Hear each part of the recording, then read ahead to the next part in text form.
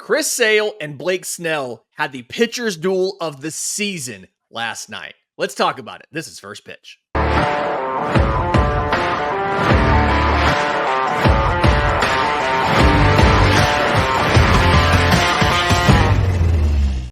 Yes, welcome on into First Pitch. Your home talking about all things Major League Baseball. What happened yesterday across the league. I'm Lindsay Crosby, joined as always by Christian Rauh, managing editor of InsideTheCardinals.com.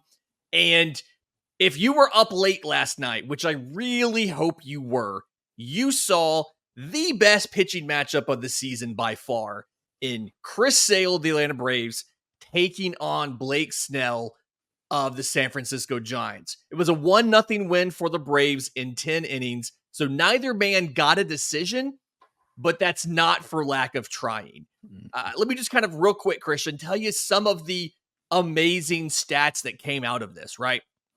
So Blake Snell, who threw a no-hitter 2 outings ago in Cincinnati against the Reds in Great American Small Park, he has a no-hitter going through 6 innings, ends up going 6 1/3, 2 hits, obviously no runs allowed, 11 strikeouts to 3 walks. Chris Sale turns right around and matches him. The first 2 batters reach, 1 on a hit, 1 on an error. Chris Sale then retires 20 straight batters, gives up a 2-out single in his final inning, traded that guy via pop-out. He goes 7 innings, 3 hits, no runs, 12 strikeouts, and no walks on 107 pitches. Those combined, where is it here? I had the number. Those combined strikeouts, it was 23 strikeouts. That combined 23 strikeouts is the most by 2 starters in Oracle Park history. That ballpark's been around since 2000, so 24 years. I guess here's my initial question off of that game. We both watched that game. You had the takeaways for Braves today on that. Was that the best game of the season so far? Yes, absolutely. That was, at least in my mind, if you like pitching duels, then 100%. But I think even if you just like baseball, period, then that was the game that you need to watch. So if you have MLB TV, that's one that's worth going back, watching at least the condensed game. Yeah. Give yourself that 10 minutes to go check out, or go on YouTube. If you don't have MLB TV, they have it on there. You just got to watch the ads. But yeah, so many fun things that happened in that game. Worth the bags under my eyes today, Lindsay. And I will say, I'll add even one more thing to that. You said it was the first time in Oracle Park they did those things.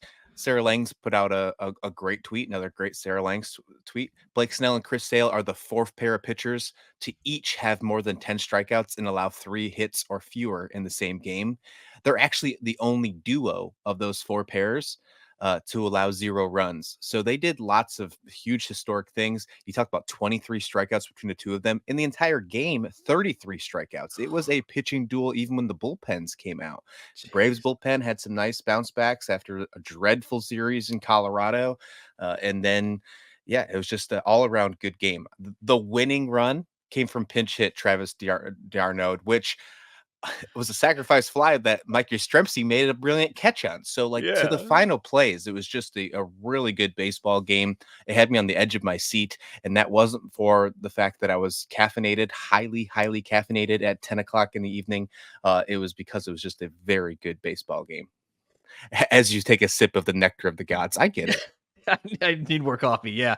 I mean, the point of the bullpen was really interesting too. Like Raisel Iglesias, the closer for Atlanta, comes out for the 9th to get the game into extras. He doesn't throw a lot of pitches, so he comes back out for the 10th and gets the save. He's done that once before, kind of the same situation. They were in Arizona. He pitched the 9th. He came back out for the 10th. And in the 10th, an unearned run scored. That ghost runner scored from second. That Manfred man scored from second. And I think that game actually went on to the 11th inning before that game ended.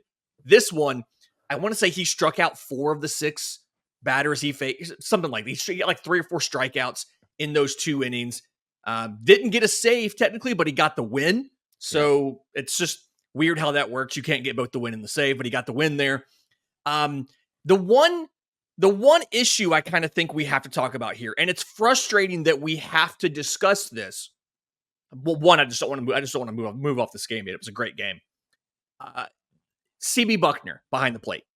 We have a group chat. You called it as soon as the game started. You said, "Wait, I have to do a CB Buckner game. That's going to be the story of the game." It wasn't the story of the game, but CB Buckner did not have a very consistent strike zone. You saw both teams getting mad about it. Both broadcast crews got mad about it. I clicked over and heard a little bit of the San Francisco one. They were as mad as the Braves one was. So the official umpire scorecard, I say official, the Twitter account scorecards, it's not out yet. But last night's similar kind of thing, pulling the automated data to kind of grade it out, gave CB Buckner an 85% accuracy. Out of 151 calls, he only made 129 of them. And if you pitches that were up and away from righties, pitches that were up and in to righties, pitches that were down and away to righties were all areas he struggled with. He was calling everything that was up and off the plate a strike. He was calling everything that was down and away from a righty a ball, whether it was in the zone or not. And here's the most telling thing to me about this. On pitches that were more than 1 inch away from the zone, either in or out, he had a 90% accuracy. So 1 out of every 10 pitches that was more than an inch out of the zone, he missed. The final count, 16 of those calls went in San Francisco's favor, 6 went in Atlanta's favor of all of the missed calls. But one, it's just frustrating that we have to deal with egregiously bad umpiring. Two things can be true at once. Umpiring has never been as good as it is as a whole, but the mistakes seem to be as egregious as they've ever been because we have more information and more data to see what the call should have been. Is it beyond time for MLB to use the challenge system that is in AAA and works amazingly? Is it about to, are we past the point where that's got to happen? That's got to happen. Yes, we are beyond the point, I think. And I think it's exactly what you said. It's because we have all that data now that is easily accessible to your average Joe sitting on Twitter X and can see every single thing on MLB game day that, hey, there was 4 pitches on this at bat from Chris Sale. 2 of them were called balls. 2 of them were called strikes. All of them should have been strikes. So it's definitely something that needs to be fixed. I was a huge advocate of keeping the umpires in the game. I liked that small amount, and let me go ahead and say small amount of human error. But it's just egregiously changed in my mind, and it's probably because of the fact that we have more data. It's probably not changed as much as I think it has. It's just the fact that now we can see, okay, we've learned. These issues are happening. It probably was worse 10 years ago, but no, I agree with you. CB Buckner, I hate that I called that at the beginning of the game saying, why did you do this to me? Shout out Noah. But yeah, I can't believe that happened. I do want to say one more thing about this topic before we move on. Again, game of the night, game of the year so far. Go ahead and look back at it. Blake Snell was fantastic. A no-hitter into the 6th inning. But as great as Blake Snell was with his 114 pitches, and hey, let's go ahead and give another nod because he did go a pretty long distance. That's two starts in the last 3 that he's done that. That's something that he's had a narrative on his entire career that he doesn't go this long in length. But as great as Snell's pitching performance was, Sale beat him out. Sale outlasted him with those 7 innings pitched, with those 12 Ks, no walks. I think that he had a game score, one of those funny stats that we like to look at, of an 83, which is really impressive. I think that was, if I remember, I did a piece for the Braves today at the All-Star break, and there was no other pitching matchups for the Braves that had an 83. So I think that is the best pitching performance in the eyes of game score for the Braves this season so far, which makes perfect sense. It was a great outing. Sale is on his way to being the National League's young Lindsay. I think there's no doubt about that right now. Yeah. A lot of the stats off of this game and the comparisons to his past performances are all, he hasn't done this since 2018, 2019. And that was the prime of one of the best pitchers in baseball, Chris Sale, right? The guy who was perpetually the runner-up for the Cy Young to somebody else. I want to say he had 5 consecutive, top 3 finishes in Cy Young and never won it. It feels like if nothing changes, this is finally the year where Chris Sale will get his Cy Young, and Chris Sale will, kind of get that monkey off his back. But amazing game. Absolutely just loved it. Again, Christian said it earlier. If you have a chance to go watch the condensed game on MLB.tv, or even to go onto YouTube and watch the highlight package that MLB does for these games, it's totally worth it. Amazing 100%. game, especially if you love pitching. Going from there, we're going to stay out west for a second. San Francisco Dodgers activated Mookie Betts. So Mookie Betts is back. He is playing right field. They've said that they're going to use him in the outfield versus using him at shortstop or second base. And kind of an interesting decision here, right? He mentioned last year he wanted to move into the infield. They put him at second base.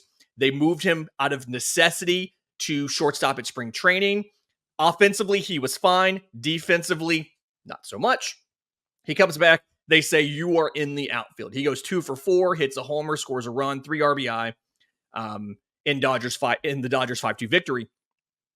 But to make room on the roster for Mookie Betts, one of the guys that they got to fill in at shortstop, Amed Rosario, was DFA'd. And it's an odd decision to me to DFA Eddie Rosario. The Braves DFA'd Eddie Rosario. Amed Rosario. If your name is Rosario, you have lost jobs this week. It's a bad week for you. It's a bad week for you. So 287 plate appearances for Amed Rosario between Tampa Bay and LA. 305 batting average. 2 homers, 10 stolen bases. I know he's not great defensively. He's got plenty of speed. He's got good arm strength. He can fill in at multiple positions, infield and outfield.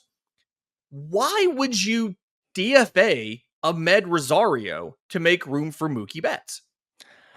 Maybe he's a ghost hunter. Maybe that's the case because Mookie Betts doesn't like ghosts. We saw that with his second straight year declining to stay in the same hotel as the team did when they went to Milwaukee. He had his own Airbnb because of that. So I don't know. And that's not the reason.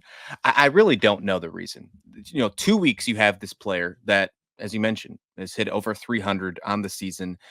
Shortstop has been a huge concern. Yes, you're getting Tommy Edman back soon. You brought in 2 shortstops, so you knew there was going to be some sort of platoon thing. When we were talking about winners and losers, sleepers, snoozers at the trade deadline, Lindsay, I said that this was the winning package, and I put the 2 together, Rosario and Edman, because of the fact that you can platoon them or whatever you need to do, and then easily move Mookie Betts back to the outfield without an issue.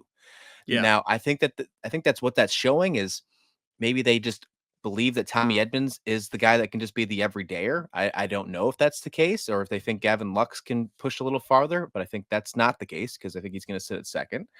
So this is a huge head scratcher. In my mind, though, who would you have DFA'd instead to bring Mookie Betts back? Because I think the Dodgers are going to be, this is not going to be the first tough decision they have to bring back some roster moves. Yeah, I mean, right now, your outfielders, Mookie, obviously, Teoscar Hernandez, Jason Hayward, Kevin Kiermaier, Andy Pages. But your infield is really where you're stuck. They grabbed Nick Ahmed when he was DFA for shortstop. They have him as well. Ahmed, Freeman, Kike Hernandez, Gavin Lux, Miguel Rojas. That's the hard part, right? Is like you have to carry a backup catcher. You've got Austin Barnes on the roster. So you've got 3 spots to use. And I have to wonder, is Kike Hernandez just that much better in the clubhouse? Is it maybe a clubhouse thing? Because from a baseball perspective, it feels like Kike Hernandez may have been the guy. Chris Taylor, he's on the IL, so that probably wouldn't help there. But Chris Taylor, not a guy that has really contributed this year. A little bit, older veteran who's arguably past his prime. It probably would have come. I'm guessing Rojas is a clubhouse leader. I know he talked a lot. I think it was on the Chris Rose rotation about helping Mookie Betts defensively, being a kind of a teacher and a leader in the infield and helping him out with learning shortstop. So I guess when you word it that way, there's not a lot of obvious choices, but it just seems odd, right? To to DFA a guy batting over 300. I don't think I've seen a guy batting over 300 get DFA. Now, he was on a slump with the Dodgers. He wasn't hitting the same with the Dodgers as he was with the Rays, but still, just odd decision on its face. But like you said, who else really was the option unless you maybe moved on from Nick Ahmed, who's been doing a lot of the starts at shortstop? Yeah, it sounds like this is not going to be the last time we have a head scratching moment with the Dodgers. Really, probably in the month of August, because we still have to get Tommy Edman on the team. We still have to get Max Muncy back on the team, who are both rehabbing right now. And just those two alone are going to be, I think, are going to cause More some roster moves. Yeah. yeah, exactly. And then you have the possibility of bringing back, a couple players on the injured list, which we'll talk about later on in the show. So, yeah, I think the Dodgers have some really tough decisions to make, but that's what you get when you build your team around really superstar players. You're going to have tough decisions, especially when you get down to August and September. But I guess that's what champions make, right? They did in 2020. Talking about building your roster around injured players and having injured players, the Yankees got destroyed by the Chicago White Sox yesterday, 12-2. Luis Gil, who we thought could have been a starter at the All-Star game, had a 2.03 ERA in mid-June, has a 5.62 since then. He got blown up. 4 innings, 7 hits, 4 runs, 2 walks to 3 strikeouts. But the worst news out of this, Jazz Chisholm has an arm injury. He's going to get an MRI. They've said it's an elbow. They don't know what it is. Obviously, that is scary. If it is, if it is something like Tommy John surgery, he could rehab and be back in time for next season. But obviously, we talked, I think it was just yesterday, about how you needed more offense on this team around Aaron Judge and Juan Soto. And I thought Jazz was a big part of that, even potentially moving into the leadoff spot. They are half a game behind the Orioles. They are 4.5 up in the wild card. I think they're going to make the postseason, right? It feels pretty safe that they're going to make the postseason. But is that enough to save Aaron Boone's job? Because the Yankees expect wins. The Yankees expect championships. The Yankees haven't won one in a long time, and Aaron Boone's been the manager for most of that. How far do they have to go in the postseason for Aaron Boone to be comfortable and not have to worry about his job? I mean, is this the same song and same dance right now? How many years have we been saying that? I think we've had this conversation across just baseball for, dare I say, 5 years. I feel like it's been a very long time where we've had the conversation over and over again. Like, is Aaron Boone on the hot seat? However, I do think that this year it's a little warmer than normal. And I do think because of all the added additions that they've had, now there are some injury concerns. Rizzo, Stanton just coming back. Now you have Jazz Chisholm. You only had Garrett Cole for half a season. So I do think that there's a little bit of things that are helping him, if you want to call that, about, it's not all his fault. However, good managers find ways to win with injuries, because guess what? Every other team has injuries. So do I think Aaron Boone's on the hot seat? If he's not, because I think he's absolutely loved in the Yankees community, at least the Yankees front office. If he's not, that's why. But I think if I'm Brian Cashman, I think he absolutely needs to be. I think you have to at least win one playoff series. At the very minimum, you have to win at least one. You have to either get yourself to the ALCS if you win the division, or you have to at least get to the next round if you are a wild card team. I think that's the absolute minimum, Lindsay. But when you look at this Jazz Chisholm injury, that is one of the glaring issues they've had all season long. That's why they moved Jazz Chisholm to third base for the first time in his career. They put him in third base because they thought he could play that position, which he was doing quite well at. But now that Jazz is injured, who do they go back to now? Now they have to go back to DJ LeMahieu, who has not been great with the bat. So I think now you're just running into another issue that you cannot improve unless for some reason Amed Rosario falls into your lap in waivers, and you've put him at third base. I don't know if that's the case, but he's played it some. It's true, right? It's I guess it's doable, and that would help with the bat portion. I just don't think he's falling that far personally, but I don't know. I think that there's a lot more issues right now to worry about than if Aaron Boone's on the hot seat personally. But I do think that that's going to be a concern moving forward. It's going to be a huge question, especially if they don't win a playoff game. If they get swept, if they get swept, I think you have to get rid of them the day after. Like, I think it's that important. But if they don't win a playoff series, I think it's up in the air, personally. I think if you see Aaron Boone gone, it's because Skip Shoemaker is out there. Signed with the Marlins. Interesting. Yes, but he asked them in the offseason or early in the year to remove the club option from his contract, and they agreed to do so. So it sounds like they are planning on him hitting free agency. And if I remember right, he's won manager of the year somewhat recently. He took that Marlins team to the playoffs last year, right? Yeah. The issues they've had this year have not been his fault. He's been considered to have managed it pretty well. I would go on a limb to say if they fire him, it is to make a move for Skip because they want to bring in a fresh face. They want to bring in somebody new. So I don't know if he'll get fired or not, but if he does, I think that's why. Wait, you don't think it's Joe Girardi for the I like that Skip Schumacher idea. I think that'd be a good fit because I do agree. I think he's a great manager. I think he's just was dealt a bad hand with the Peter Bendick situation in Miami. I agree. Yeah. All right. Looking at quick pitch here. A couple quick things we want to get to. First one, minor league call up, Junior Caminero.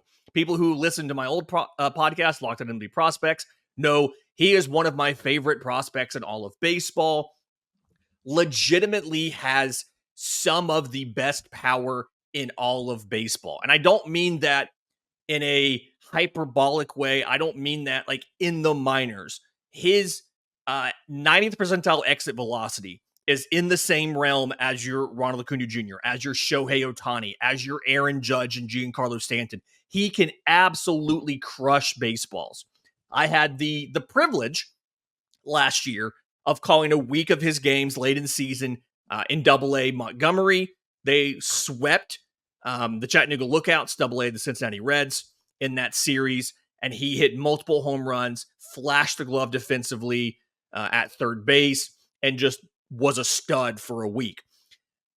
Is this addition by subtraction, trading Isaac Paredes, but getting Junior Caminero in his place? Is this somehow an upgrade over a 2023 All-Star and Paredes?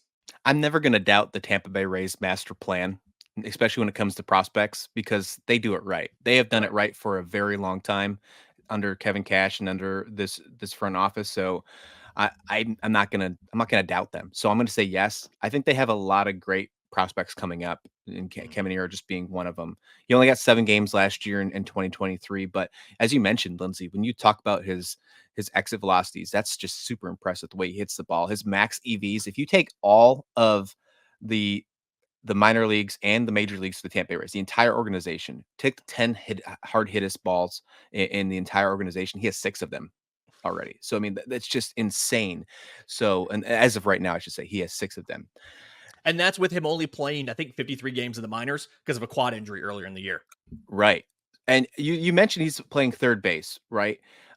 Here's my question. You've paid attention to him a lot more than I. Is he stick at third base, or do we eventually see him maybe move to like a corner outfielder or a first base position? Is he slotted to be an everyday third baseman, you think?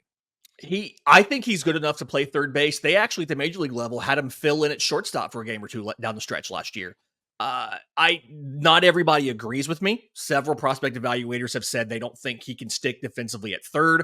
I think he's good enough to stick at third and could get by for a game or finish up a game for you at shortstop if you have an injury. I do wonder if, given the distribution of their prospects and their hitters, if they maybe decide to move him to, say, right field. His arm is strong enough for right field. And I do think Baseball America, maybe it was last year, when they did that future roster look thing that they do where they project out 5 years in the future, I think they had him in right field, but I think that was because they were assuming Paredes was still at third base for the Rays. I think he can stick at third. And not only that, I think he can be an above average defender at third base, which is kind of outside of the industry perception of him. But again, having talked to him, having watched him for a week in person, and just watching what he did on every single play, I think he can do it. He's a prime reason why if the Tampa Bay Rays go and make a trade and they just say, "Oh, just give me that Dominican summer league guy from, that little small minor league guy. No, don't worry about him. We'll just take him." Just know that that's probably going to be a perennial all-star in the future, because that's exactly how they got him. They got Yep. him to clear a 40-man roster spot right before the For- Rule 5 draft with the Cleveland Guardians for a Yep. pitcher, which might have mentioned the pitcher they gave up was quite good too. But I'm very excited to see what Caminero's got. Yeah. Talking about seeing what a guy has, the Mariners took a flyer on Victor Robles, former top prospect in baseball, was DFA'd by the Nationals after a disappointing year this year. And 73 days later, he has signed a 2-year extension with the Seattle Mariners. Batting 303, 372, 450, 3 homers, 12 stolen bases in those 42 games. He's played all 3 outfield positions. And the deal, 2 years, $9.75 million, another $9 million club option in 2027. And there is $1 million in bonuses in each season based on plate appearances, 500 and 600 plate appearances. So is this kind of the most surprising extension of the year so far? Yes, by far it's most surprising, because look where he's doing it too. He's doing it in Seattle at T-Mobile Park, which is, I think if you go to Park Factors right now, I think it's towards the bottom. It's either the last or the second to last in all of Park Factor for hitters. So I mean, he's reviving his career in one of the toughest places to do it. So I think it's easily the the most surprising extension all season long. I really like seeing what Robles is doing here, though. I enjoyed watching him with Washington. This seems like the perfect scenario for a change of scenery, if you will. I think they just needed to happen. There was a lot of young outfielders in the Washington system coming up, so I think they gave Victor Robles enough chances to do what he needed to do in Washington. Let's say that. I think that his time just expired there, and it was time for him to move on. I don't think there was any ill will there. I'll go on record to say I really like what Washington's doing with their team. I think what Mike Rizzo's doing with their squad. I think in the next season we're going to see them be in more of the conversation with the NL East. But how cool is this to see a guy who was with the Nationals his entire career, had a lot of high prestige. A lot of people thought he was going to be this very good player. It never worked out. He goes to a new squad in Seattle, and it's finally starting to show. He starts to get an extension. So I love seeing this for the guy. Yeah. I will throw out lots of injuries while he was in Washington. He had a lumbar strain, he had back spasms, he had a hamstring strain, a lot of issues, but also despite that, I think it was 2020 through 2022, 965 plate appearances, he batted 216. So something where he never seemed to really get his footing because of the health issues. He batted 299 last year, but in like 36 games before he was out for injury. So change of scenery, I think, did him well. It's unfortunate Washington didn't get anything for him, but I'm happy for him. And hopefully, I don't think this money is enough where if this deal goes bad, it hampers Seattle. So it kind of feels like a win-win for both Seattle and Victor Robles. And now, something that I've talked a lot about that I kind of feel strongly about is you can take Julio Rodriguez and not play him in center field if you want to. You can 100%. save the wear and tear on his legs, because I don't think we necessarily talk enough about how much playing center field on an everyday basis can wear on your body physically. I was hesitant to say it was a good idea for Aaron Judge to move to center in his 30s, especially at his size. I think Mike Trout should have been moved to right field already, and I think that Julio Rodriguez, having had some health issues this year, I do think that maybe him not playing center field every single day would be a good thing. I was going to say CC Mike Trout. Yeah, absolutely. So, yep. Real quick, wrapping up the show here. This or that, what is the more impressive start since the All-Star break? The Royals going 13-9 or the A's going 13-8? I didn't expect the A's to even be in this conversation, so give me the Oakland A's. What they've done after the All-Star break, they didn't sell at the deadline too hard. Give me the Oakland A's. I think that's really impressive. Yeah, same here. Zach Galliff is looking like he might be an answer at second base. Shea Langoliers is behind the plate. You have a young little core you're developing here. I think it's pretty interesting, and it's pretty surprising that they've been able to be one of the better offenses in the second half. This has been First Pitch for Tuesday, August 13th. If you're listening on audio, subscribe to the show. If you're on YouTube, leave us leave a comment on the show. Leave us a 5-star review wherever you watch. It does mean a ton. And until next time, this has been First Pitch.